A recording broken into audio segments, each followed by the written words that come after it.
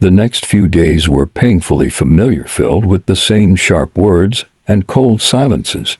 Kathy's husband barely looked at her except to insult her. Lazy, worthless. He provided just enough to keep her fed, never caring about her needs. No money for a new dress, no cream for her dry skin, not even toothpaste when it ran out. She was used to shrinking, until a call came that pierced the silence. It was Lizzie, her former colleague, the young woman Kathy had once mentored and inspired. Lizzie wanted to meet, said she had missed her. Kathy hesitated, but then agreed. It had been so long since anyone had spoken to her with kindness. She needed this, even for a few hours. When Lizzie arrived and saw her, she froze. Kathy looked nothing like the poised woman who once commanded boardrooms.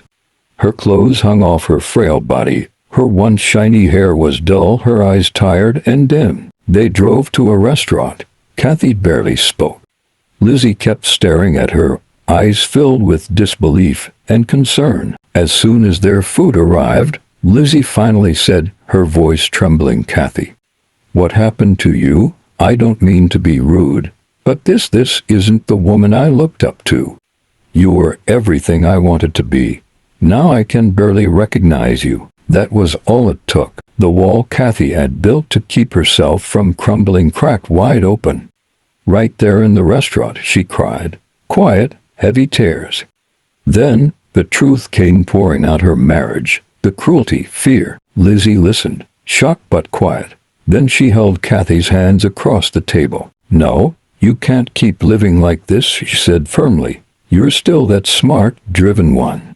Pregnant or not, your value hasn't disappeared. You still shine." Kathy looked at her, lips trembling. "But where would I even start?" Lizzie smiled softly. "Let me talk to my business partner.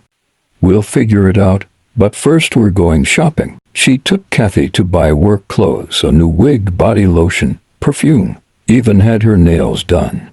Small things, but to Kathy, they felt like life being poured back into her dry, cracked soul. When they returned home, Kathy hugged her tightly.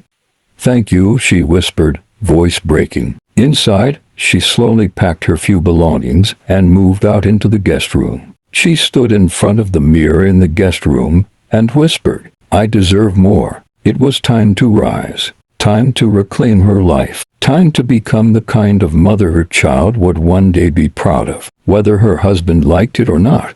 Like, comment, and subscribe for more stories.